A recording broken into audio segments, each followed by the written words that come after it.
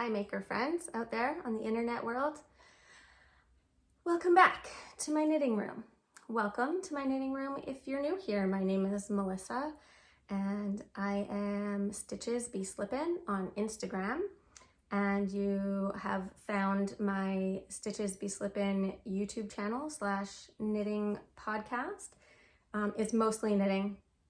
I do occasionally do other things when the mood strikes me because I have ADHD and I get distracted very easily. Today is pretty much all knitting and I hope you will enjoy it.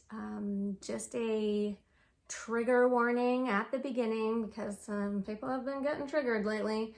I do use some colorful language. That is part of my personality. That is part of how I communicate.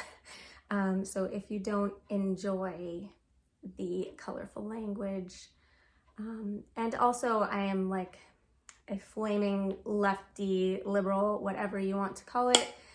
So if you don't enjoy those views either, you might want to tootle along and find another more demure knitting podcast to enjoy. I had an interesting comment on my last episode saying that my vulgar fucking language was unnecessary to get my point across and they were going to find something else to watch and bye. And so I said, bye. Yeah, I found it very interesting that they used vulgar fucking language to tell me not to use vulgar fucking language. So they actually spelled out F like asterisk, pound sign, whatever, ing language. So they didn't technically use the F-bomb, but I just showed my age, didn't I? I said pound sign instead of hashtag sign, whatever. So yeah, that's what generation I am, if you're interested. I do have gray hair, but I cover it up with my eyebrow gel, so hot tip. Yeah, so there's my trigger warnings. All of you who do enjoy colorful fucking language and enjoy equal rights for all, then welcome. You are my people. I am going to talk about knitting, then I'm going to talk about my general life updates at the end, just to torture my brother a little bit more. And yeah, so I'm going to start talking about finished objects. Nope, I'm not. I'm going to talk about what I'm wearing first. I don't think I've worn this on the podcast. I made this and wore it when I went to Flock Fiber Festival in Seattle with my lovely friend Nicole, who is Prof Pearl on Instagram and has her own YouTube channel called Professor Pearl. We made matching, but in different colors, tank tops to wear to Flock Fiber Festival. And this is my version. This is gonna be very tricky to get up and not fall down. Okay, this is the Moon Crush tank by Jacqueline Cieslak. And it is super, super, super cute. I would turn around, oh, nothing to see there. Shh, don't tell anybody. Yeah, I can't turn around and show you the back, but it's also panels in the same colors, but in a different order.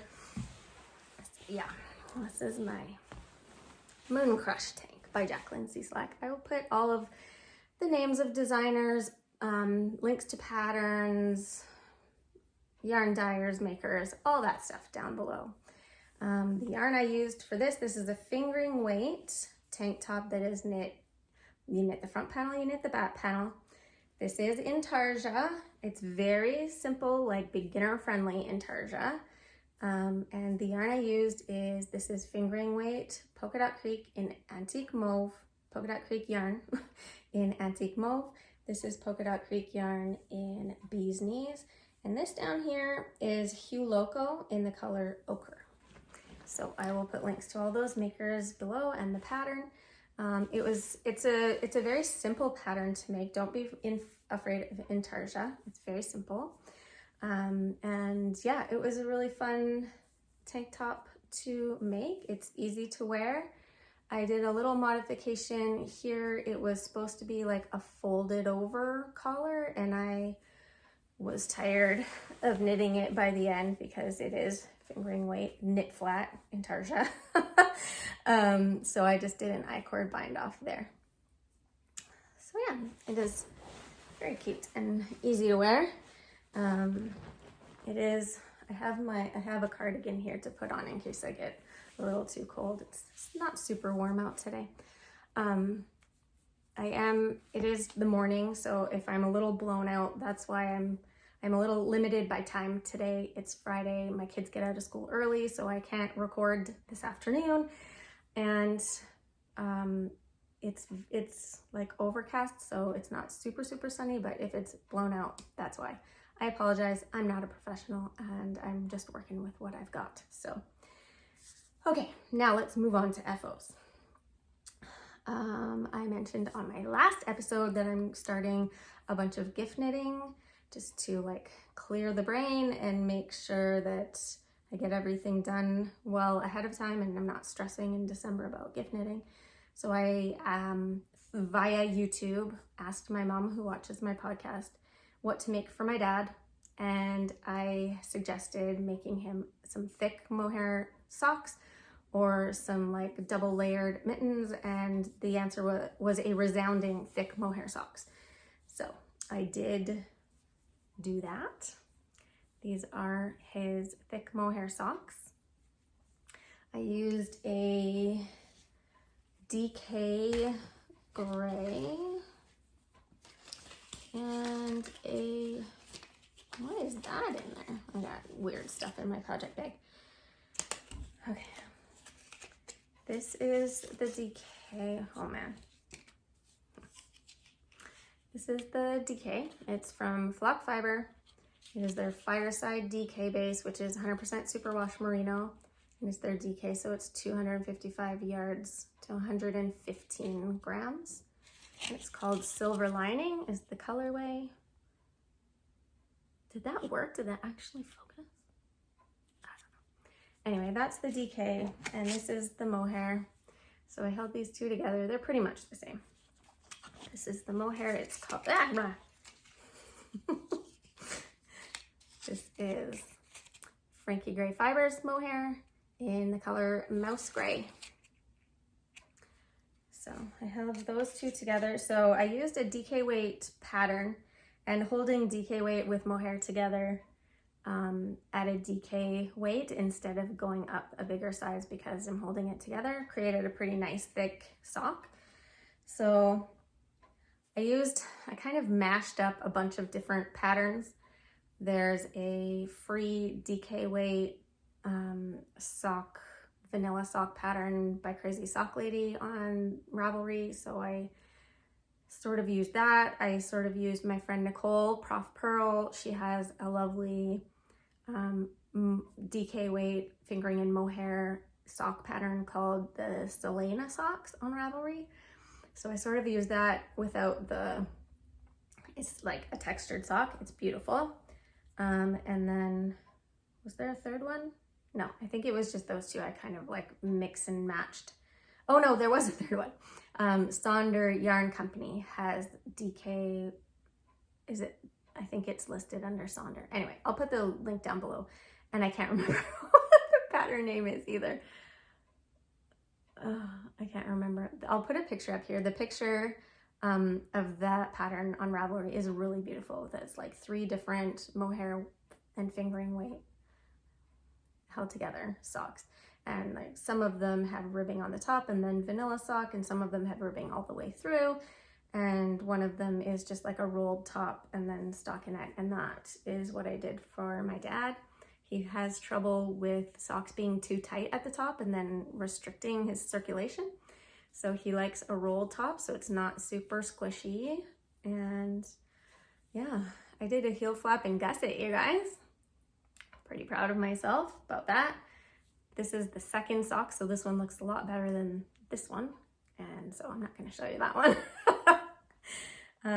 But yeah, it's just a basic vanilla sock, and not much more I can say about that. But these are for my dad for Christmas. his feet are always cold, and I bought him a pair of commercially made mohair socks for Christmas. No, for a thank you gift for watching our kids last year, and he loved them, and my mom had to like order more. So she was like, yeah, make him more mohair socks. So that's what I did. That was living in this cute little project bag. It's a Tula pink fabric with giraffes. It's really, really cute, and it has this like bright pinky red. That's kind of red on the inside. You can't get bags from this maker, unfortunately. She is the mom of another local maker here, and she passed away. So I'm very lucky to have this bag, and I think of her every time I use it. So, okay. I have 2 FOs that I can't show you. Well, one of them isn't technically an FO yet, but it's almost done. It's over there, right over there. On the blocking mats, I just needed to make sure of a few things blocking it before I actually finish it, and so I will be doing that soon. It is a secret knit because it's for my mom for Christmas. So, Mom, I'm looking at it right now. I can see it, and it's really pretty. So, yay! I get to torture my mom and my brother on this episode. This is fun. So, I am definitely going to show you that after Christmas. So you're gonna have to wait to see that. I will definitely take pictures of it, and I don't think I'll be able to get it back from her once I give it to her because she doesn't live super close to me. So anyway, I will show you that after. And I finished that flames scarf for my son. It was his birthday yesterday, and I gave it to him yesterday. And of course he wore it to school today. So I did take a picture of him when he put it on yesterday. So I'll put that up here with a little heart over his face because I don't like putting my kids on the internet. But there were lots of suggestions. And what I did was, what did I do? I just added, like I said at the end last time, I just added a stripe of gray, the same thickness as all the other stripes. And then I did a stripe of ribbing, that same thickness, and then I bound it off. And then someone suggested to scrunch it up and put a tassel on the bottom. And that was a good idea. I tried that, but it looked really weird, all scrunched up. So I undid that, and I just attached a bunch of tassels onto the end. I found I had some, I think it was Patton's Croy sock yarn that is like patterned. It was like black and gray and white. So that worked really well. And I just put some tassels on the ends of each side, and it's good.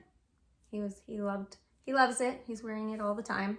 Well, all the time. He wore it yesterday to diving, and then he wore it to school today. So, yeah, and the yarn for that was the Calgary Flames self-striping colorway from Polka Dot Creek. And the gray on the ends was the mini that came with it. And yeah, it's great. That self-striping colorway is like the perfect colorway for the Calgary Flames, which is our local NHL team. Okay, now I have an awesome, amazing other FO to show you. This is living in this beautiful project bag. This is Rifle Paper Company fabric, and this is Harris Tweed fabric. This was made by Mishnok, is the name of the design of the pattern. Oh my God, my words today. Of the maker. She hasn't been making bags for quite a while, so I will still put a link down below just in case, but I don't think she's making anymore. So I made an entire sweater, you guys. Are you ready? Ah, so cute. Oh, I love it. So it hasn't been blocked yet, so this is the the Mountain Mist sweater by Tin Can Knits. This is an amazing little, well, it's not a little colorwork pattern. It's a pattern that goes from baby to the biggest size. It's size inclusive, I believe. I should have double checked that, but Tin Can Knits is usually really good about being size inclusive. Let me just, I have my iPad here with it. And here's the pattern, sizing. I think it's a recommended just neutral ease or like a tiny bit of positive ease. And the sizing, where's the sizing? And it's really close. The largest women's size is 58.5 inches, which is like an inch and a half away from like a true size inclusivity. The men's sizes go up to 61.5 inches, so it's pretty much size inclusive. Okay, so I am making two of the women that my husband works with are having babies in like January and February. And so I just added them onto my list of gift knits that I need to make. And I was struggling with what to make them. I was thinking about making each of them blankets, but that's a lot of knitting and a lot of yarn. And so I asked for some suggestions on my last podcast about what to make babies. What's your favorite thing to make for babies? And then my friend Heidi recommended the Mountain Mist sweater. And I was immediately like, yes, 100%. It's so cute. And it took me probably 3 or 4 days, but of like, if I sat down and had a day of knitting, I could have finished the whole thing in a day. It's worsted weight, and I used, so here, let me show you my yarns. It's a bit of a schmozzle in my bag here. This here, it goes forever. Hi friends, editing me here from the future. I am about to talk about the yarn I used for the baby sweater, and I am going to continuously refer to it as Sweet Georgia yarns, and it is not, it is in fact Sweet Fiber yarn. So every time I say Sweet Georgia, you can just yell at me and say, no, it's Sweet Fiber yarn, and I will put the link to the proper yarn dyer down below. Sweet Fiber. Her name is Melissa. She's awesome. She also lives in Vancouver, just like Sweet Georgia, and I get them mixed up all the time. Okay, thanks, bye. This color is Sweet Georgia yarn, which is based in Vancouver, and it's her, I believe it's, I've had this for a really, really long time. Both of these are Sweet Georgia. And I believe it's their MCN base, Merino Cashmere Nylon in worsted. It's a very light worsted though, so I consider it more of a DK, but it's usable for both. And this color, this is a fingering weight skein, so I held it double, and it worked just fine. It didn't affect my gauge or anything like that. This is, I've also had this, I did all of this from stash. I went gleefully stash diving and found all these colors that work together. This is from Yarn Inc. And I don't know if she makes this colorway anymore. I don't even know what this colorway is called. I think it was like cinnamon or something maybe. So yeah, I held that double. And the final one, this is, what is she called? Fantasy Fibers, I think. She's a local Calgary dyer also. And this is her DK weight. This is like a fancy, I don't have the tag here. I think it has silk in it. I think it has cashmere in it. It's beautiful. It's really, really soft, obviously.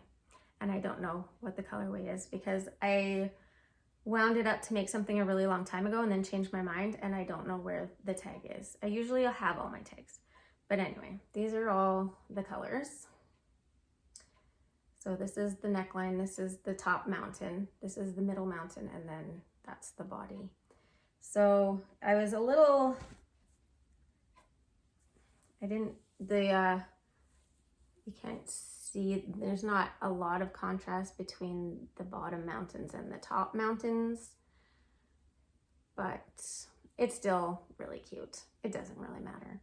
This one will probably go to, both women are named Mary, and one Mary is a knitter and one Mary is not a knitter. So this one will probably go to the Mary that's not a knitter because the Mary that is a knitter will notice that there's not a lot of contrast in between those two colors.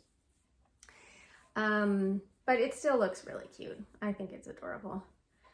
So for my next one, I am going to change around the color placement. We also don't know, they're not finding out the sex of the baby. And gender is a construct. So we don't know what gender the baby will eventually be, but I was trying to come up with like gender neutral kind of colors. These are fairly gender neutral, but it is still like mostly a black sweater. So I'm going to make one, I think the body of the next one will be this color. So it's a little bit lighter, and I don't know, I think I'm gonna change it around. So maybe it will be, I think this might be the top, and then this for the bigger mountains, this for the little mountains.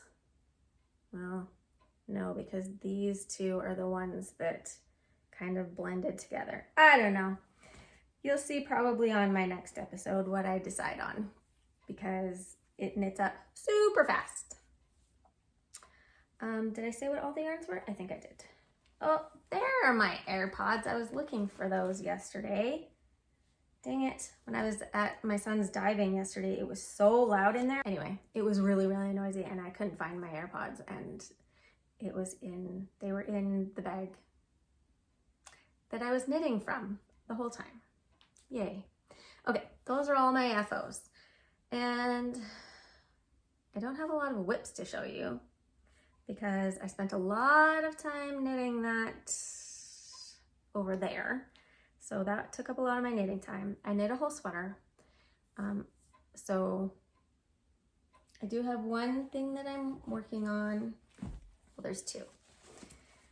I mentioned on my last episode that I had made a Sophie scarf for my daughter. I'm her daughter-in-law, for my mother-in-law. And I made it in undyed yarn held with mohair. And she loves it and wears it all the time. It's like the perfect wraparound. That's her favorite style of scarf, is like a little wraparound scarf. She's mentioned that it is a little itchy, but she wears it anyway because it's the perfect size, the perfect, like, white is the perfect, goes with everything. So I'm making her another, it's not a Sophie scarf. I try not to make Sophie scarves. I try not to use petite knit patterns whenever I can. So I'm making her the little garter scarf by my friend Nicole, the Prof Pearl. And this is how it's going so far. I just got to my desired stitch count. And so from here on out, it's like straight knitting all the way up until I get to the end and do my decreases. So it's easy knitting from now on. And it has, I mean, I haven't blocked it yet, so it's a little jaggedy, but it has a nice slip stitch detail on the sides, and it has a really nice slip stitch all the way. It goes all the way. And of course, it wouldn't be a project knitted by myself if it didn't have a glaring mistake in it. And so on that one, I guess I decided to, you slip it on the front and then you purl that stitch on the back. And so I guess on that row, I decided I was going to, what did I do? I must have knit it on the back instead of purling it. So there's just that one little one. So if I can remember, maybe I'll do that at the end when I'm doing my decreases and be like, totally meant to do that. So that is just some undyed fingering weight yarn held together. It's a DK weight pattern. I think I do have the other ones that I've made up here. I've made two other ones. I test knit this pattern for Nicole when she designed it, and this was my test knit, and it's so cute. See, like, look how much better it looks after you block it. This was a DK weight yarn from Over the Moon Yarn, who is no longer dyeing yarn, but it's just like a really nice, like very light wash, light kind of warm beige with some neon yellow speckles, and it's so cute. I love it. And then I made another one.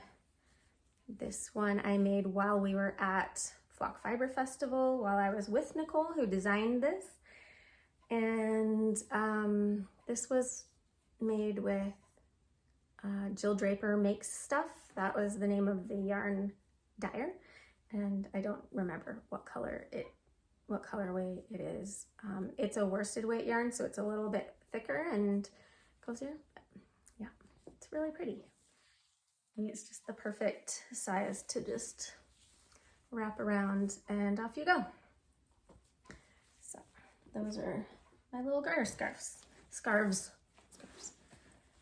This is living in this little bag. This is from Creek Gardens Crafts, who's Penny. And this is also Tula Pink fabric. I love my Tula Pink fabric. And it has these awesome handles on it. It also has a drawstring. These bags, helps if you use both ends, pull from both ends. So yeah, it has handles, it has drawstrings. It also has this thing, so you can carry it like that. And this comes off so you can use it for other things. I love this bag. And it has neon green polka dots on the inside. Ah, I love it. So good. The only other whip I have is this beast. This is my Sweet Shop blanket by Laura Penrose. I'm using Blanket Club yarn from Polka Dot Creek Yarn. It is a monthly subscription. Well, it's not really a monthly subscription.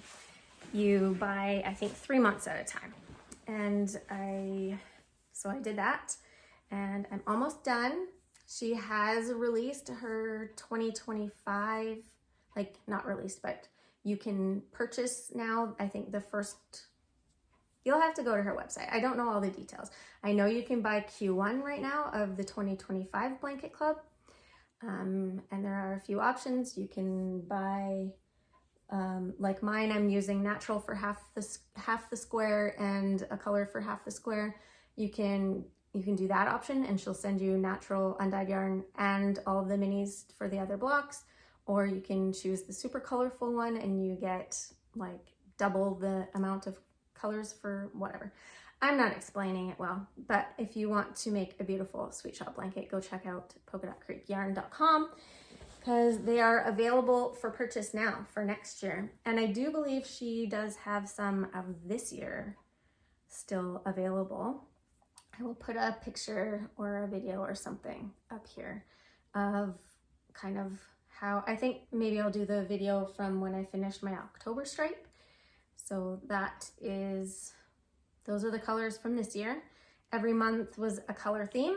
So like January pink, February red, March orange. It was kind of like sort of rainbow order-ish. And I love it. So I am almost done my November stripe. I only have I'm halfway.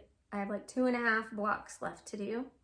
And after that, can you see that down there? After that, oh, that's not the right way to do that. Oh no, you can't see it down there, dang it. Sorry. After that, for December, I'm doing a rainbow that was custom dyed for me by Candace, who is Mary Margaret Fibers. And it is going to be epic and amazing and like the perfect way to end off my year-long rainbow stripes blanket. And I'm so excited. Okay, so yeah, that's all I'm whipping on at the moment. I'm like knitting lots of gift knits. So I am about to cast on another one of those sweaters right away. But now I will talk about some acquisitions and some plans for knitting because I'm still in full-on gift knitting mojo era. I don't know what you want to call it. It's still morning, so I haven't finished my tea yet. So for acquisitions, the first thing that I acquired is right after, I think it was very soon after my last podcast. The item that I will give one little hint, because I don't think Mom knows what this means, maybe. The item that I'm making for my mom is a color work project. And there's a lot of color work. And I was kind of, I don't know, I've always really struggled with color work.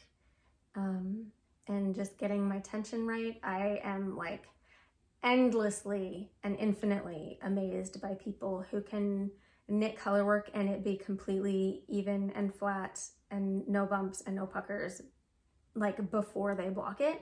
It's amazing to me. Mine looks like an absolute dog's breakfast when I'm knitting it. It just looks like like I think Dave saw me knitting it and he was like, what's that?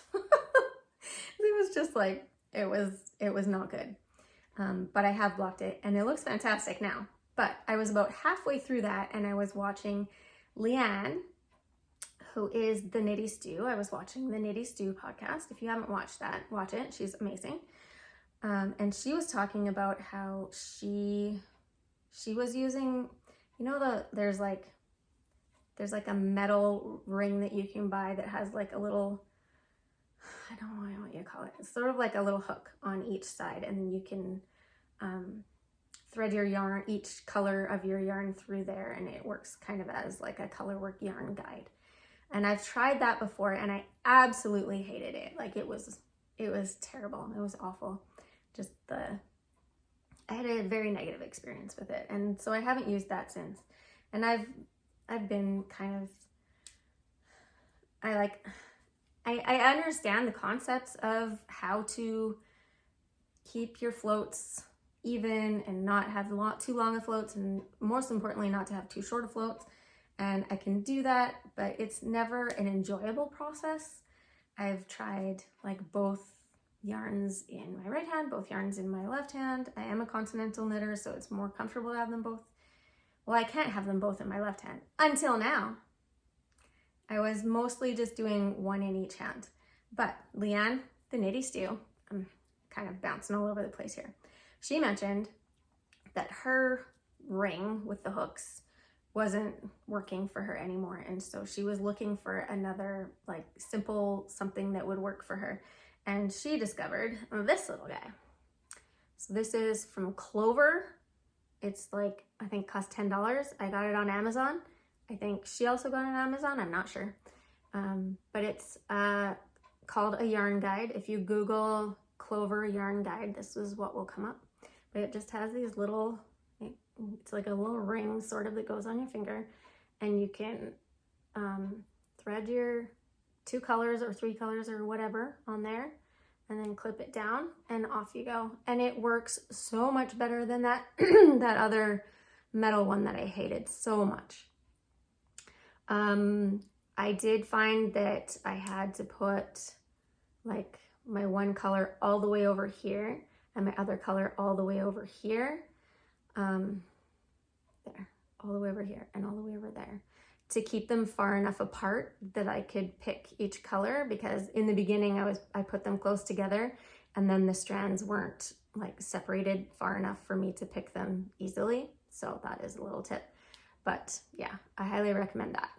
The second half of that color work project went a million times faster after I got this. And it really, it was really good at like maintaining my floats, all that kind of stuff. Okay, I did get a little bit of yarn since I spoke to you last. This one was a pre-order and I had forgotten about it a little bit. But Jen, my friend Jen, who is the fiber goddess, she was doing, So Knit City for years and years has been in Vancouver, and now for the last few years they've been kind of toying around with having Knit City in other cities as well, which is fantastic. They had, I think last year was Vancouver and Montreal, and this year was Calgary and Toronto. So this year, for the first year in many, many years, there was no Knit City in Vancouver. And so a lot of the dyers who regularly went to the Knit City in Vancouver were, the weekend that it usually was, were like reminiscing and whatever. And so they all got together and dyed like "We Miss You" Vancouver colorways. So this was Jen Fiber Goddess. This was her "I Miss You" Vancouver color. So it's a nice gray with some green and blue and kind of rusty colored speckles, and I just thought it was really pretty. This is her Emma base, which is 80/20, and it's an 8-ply cable, so it's very round and bouncy and beautiful. I don't know what I'm gonna make with it, but I wanted to support Jen, and I thought this was really pretty. So it would make a really nice storm shawl or a really nice muscle bra or something like that. And then yesterday I went out to Airdrie to visit with all my friends at Polka Dot Creek. If you're new here, I don't think I've mentioned this yet. I talk about Polka Dot Creek a lot. I used to work there as a yarn dyer, and then I had to quit because I have rheumatoid arthritis and my hands couldn't take the squeezing all the yarn anymore. But I still love the yarn, and I go out and visit them regularly. And you will remember, if you were here on my last episode, that I was talking about I needed some self-striping yarn in this Seattle Seahawks colorway, because my kids play hockey, my husband coaches, and the team that they play for, their colors are pretty much identical to the Seahawks colors. So I was trying to find Seahawks self-striping to make for my husband some socks for Christmas. And I couldn't, there are some out there, but none of them close enough to me that it wouldn't have cost me like a minimum of, I think the cheapest option in Canada was, I think, $60 including shipping, and that's just ridiculous. And there were some in the States too, but like with exchange and shipping, it was gonna be $60 or $70. So I was like, nope. So luckily, I happen to know someone who is very proficient at dyeing self-striping. So I messaged Shelly at Polka Dot Creek, and I said, would you possibly, please, just like dye me one skein of these colors? Because I know like she does, they warp and do like massive, they do like a whole bunch of like, what would you call it? A whole batch at a time, like 13, I think is how many they dye at a time. But I know like sometimes when they're trying out new colors, she has like these little jars and she can put each color in a little jar and just dye one skein. So I was like, can I please just take one of your warped skeins and can you please put them in some little jars and dye me just like one skein of this? And she said, I've had a bunch of people, one of the other ladies that works at Polka Dot Creek, her name is Jessie. Hi Jessie, if you're watching. She also wanted Seahawks colors, and so Shelly decided to just dye a whole batch. Yay! So I went out yesterday and picked up, this is the Seattle Seahawks Self-Striping Colorway by Polka Dot Creek. It comes with a brown mini that is for the football. I won't be using the brown mini because I'm using it for hockey. So I also got the navy and the limeade. These are the colors in the stripes. I'll put a picture up here. This is Shelly's picture from Instagram. That's how it knits up. So I'll use the blue and the green for like the heel and the toe or something like that. So I'm excited about that. I should have bought more when I was there yesterday. I know that Jessie bought like three of those sets because she wanted to make mittens, she wanted to make socks, she wanted to make a muscle bra, so she bought a bunch of them. And I think I might probably need to to get a few more because the Calgary Flames scarf that I made for my younger son, it's really cute and it looks really cute on him, but all of his outdoor wear, like his winter jacket, his toque, his whatever, are all in our hockey team colors. They're called the Hawks. So he has a Hawks jacket, he has a Hawks toque, whatever. And I think it would be really cute if I made them scarves in this so that all of it would match. So it wasn't like his jacket and his toque in this color and then like red and orange and white and black Flames scarf. So I might have to buy some more. We'll see. Okay, I also got some yarn for some teacher gifts.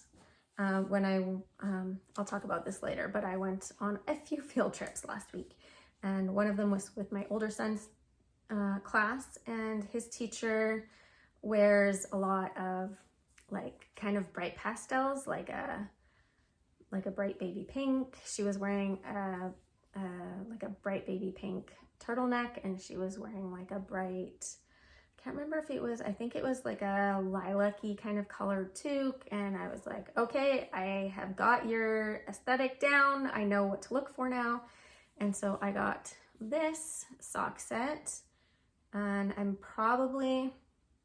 thinking about taking the easy way out here.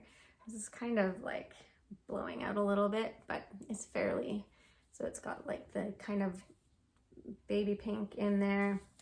And this, like, this is kind of her vibe. So I'm thinking I might just crank another tube. Like, this is 100 grams, so it will be much longer than the scarf that I made for my son. It'll be double that. And then maybe you just put some tassels on the end with this color, and she'll have a nice, long, cozy scarf for Christmas. So I got real excited about that when I came up with that idea. And then that colorway is called 3rd Anniversary. They dyed this for their 3rd anniversary sale of opening the shop. And that one I told you about. These ones I don't think I told you the names. This mini is called Navy, and this mini is called Limeade. And my last thing I got at Polka Dot Creek was a skein of this. Oh, this color is so beautiful. This is called Eucalyptus, and this is their classic sock. These are all on their classic sock base, which is 75-25, 75 superwash merino, 25% nylon, and it's 463 yards. This is my favorite fingering weight base of all time, pretty much. And this is their Eucalyptus colorway, and I'm thinking I'm going to make a shawl for my younger son's teacher with this. She's on medical leave right now, and I'll talk about that later, but I am going to make her, I think, the storm shawl with this. That's my go-to gift shawl. It's a 1 skein shawl, and it's up pretty fast. It blocks out to a really nice size because there's lots of drop stitches and stuff. I mentioned in my, I made a video a while ago called My Most Worn Knits. And if you haven't watched that, there's kind of like a little bonus section at the end where I talk about my most gifted knits. So I talked about a few patterns that I go to over and over and over for gift knitting. So if you haven't watched that, you could go back to that episode and see. The Storm Shawl is one of my favorite gift knits. It's a, like I said, it's a 1 skein shawl, and it's very pretty. Okay, I do believe that that is all of my knitting for today. I'm doing pretty well here for timing. 45, that's not too bad.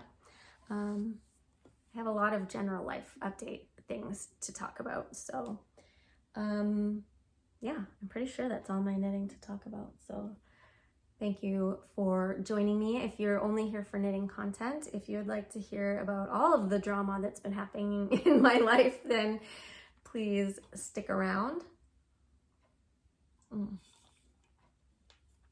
Need some caffeine for this section. Okay, so the things that have been happening we've been very, very busy since my last episode. where to begin? Well, I've talked about this a few times, but the government in Alberta is a very conservative, right-wing government currently. And our premier announced quite a while ago, I think it was like early in the year, maybe January, February, I can't remember, that they were working on developing some legislation to what did she call it?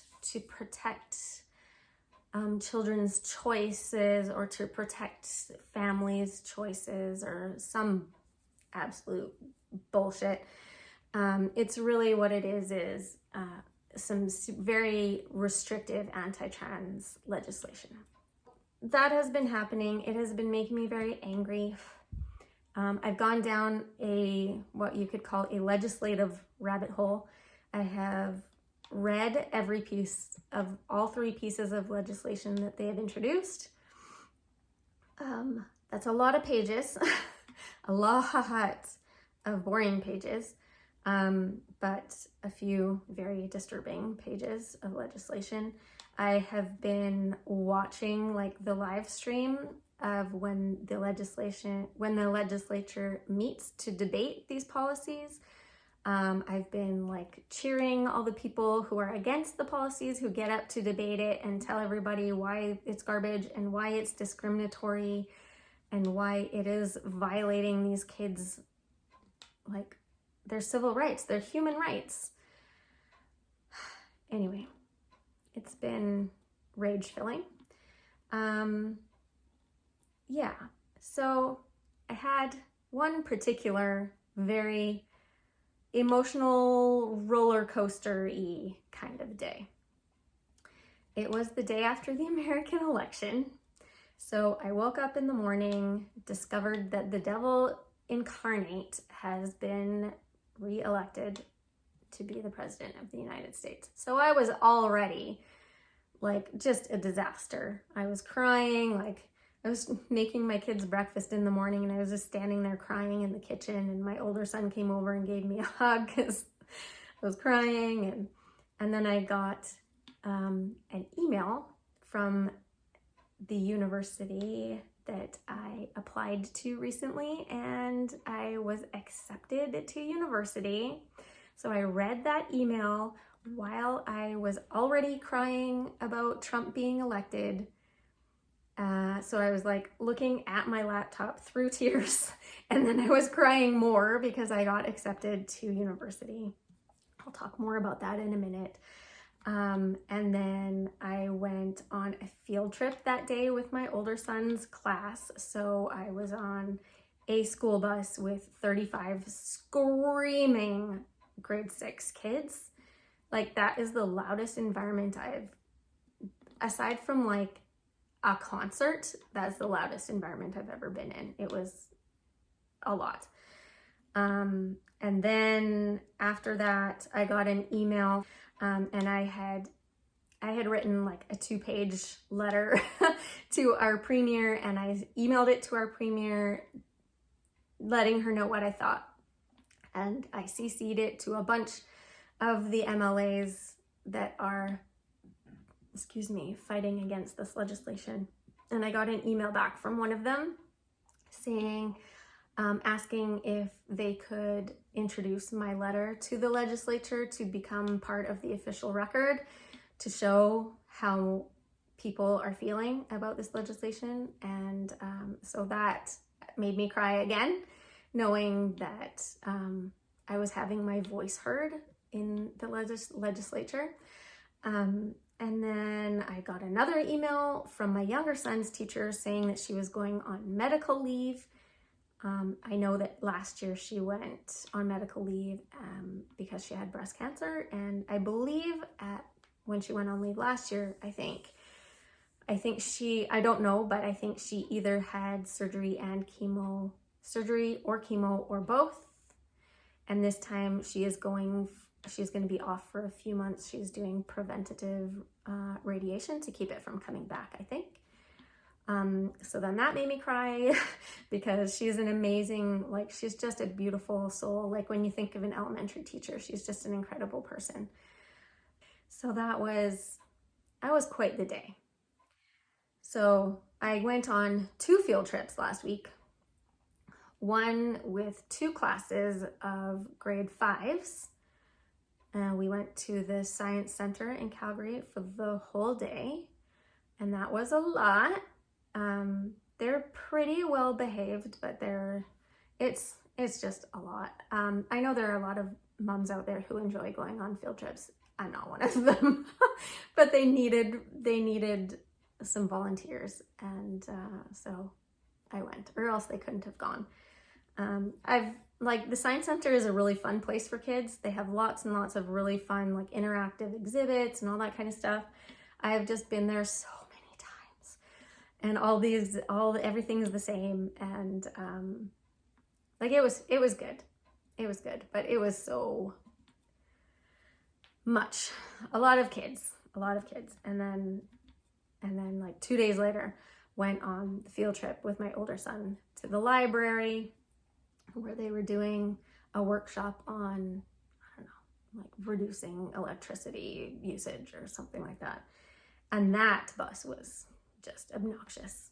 It was only 1 class of grade 6s, and they were just the loudest. It was awful. Not awful. It was so loud. I had to take some Advil when I got home from that. That was on the day of hell. That was the roller coaster day. Yeah, so as I mentioned before, I was accepted to go back to university. After our government had introduced all of this anti-trans, introduced the idea at the beginning of the year, saying we're developing these policies. I was really angry and felt really, not hopeless, but useless, helpless. I was just like, I need to be able to do more than just post stuff on the internet to all the people who follow me, who agree with me, it's just, yelling into an echo chamber, basically, preaching to the choir. I was like, I need to be able to do something about this. So I applied to go back to university, and I'm going to be taking it's a degree program called Gender and Sexuality Studies. I'm very excited about that. I applied to go back full time, but I don't know how many courses a semester I'm going to be taking. I do have my days free because my kids are at school, but all of my time outside of that time is not free at all. So I'm going to start with a smaller course load. Also, my ADHD makes the thought of going back to university very, very, it gives me a lot of anxiety. So just the idea of something big like that can give, when you have ADHD and you have a big project to do, or you have something where you don't know where to start, and it just gives you anxiety and whatever. So I'm pretty sure I'm gonna have lots of big projects. I'm gonna have lots of big writing assignments and stuff, and that really stresses me out because I haven't done any of that for a very long time, and I don't know even how to get started with it. We'll see how it goes. If any of you out there have gone back to university as an adult, in particular if you have ADHD, please drop some advice down below, because I'm very worried about it.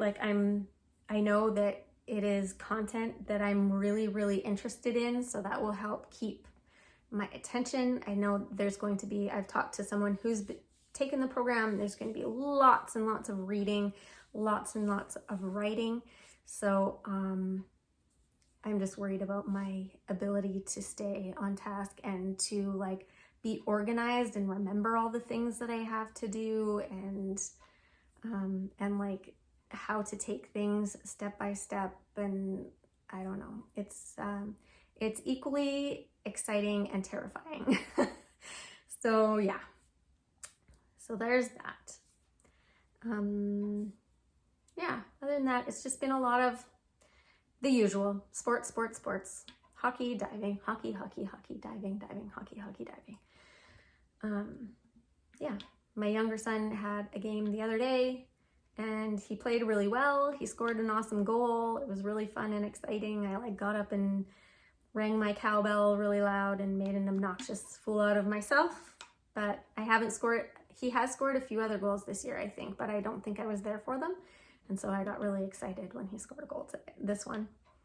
There was a grandma there watching, I don't know, her grandson was on my son's team.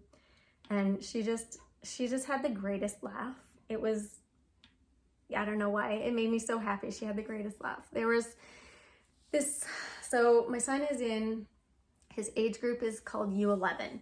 So they're 9 and 10-year-olds basically. And this age group is the first age group where they play like full ice games, where they have offside, they have icing, they have like the goalies switch ends between each period. Like when they're younger, they set up, they have 2 games going at a time. So there's the center, so they have like nets, I don't know, there's like 2 little nets and they just kind of play on that half of the ice, and 2 nets over here and they play on that half of the ice. So this age group is the first age group where they're playing full ice, and they've got all these rules that they have to follow now. And there are a lot of first years on his team. So there's a lot of offsides. There's a lot of confusion. There was one kid that, it was the beginning of the second period, so the goalies had switched ends. But he got the puck and he was screaming down the ice like he was on a breakaway. There was no one else with him, but he was going towards our own goalie. So the whole crowd was like, wrong way, wrong way. And he finally figured it out and like turned around and came back the other way. But we were all like, not laughing at him, but it was really cute. And this grandma, she just had the best laugh. Like she was really enjoying herself watching this game, as was I. There's other kids that were first years that were like, I don't know, they just get off the ice whenever like they're carrying the puck down the ice and they go past the bench and they're like, oh, well, this is probably a good time to get off the ice. So they just like drop the puck and get off the ice. It was really cute. So anyway, that was fun. And I think that's all I had to share today. I'm gonna have a lot of editing to do today because I went on quite a long rant about the whole legislation thing. So I'm gonna have a lot of editing in my future. I've only got about an hour and a half-ish until I have to go pick up my kids from school. So I better get on that. And yeah, I always say this at the very end of my video, which is really stupid. But if you enjoy my videos, please hit like, hit subscribe, leave me a comment below. And yeah, thank you for tuning in. If you're new here, I hope you enjoyed my content. I don't feel like there was a lot of colorful language today, besides at the beginning when I was telling everybody about my colorful language. So yeah, anyway, thank you for tuning in, and I hope I will see you next time.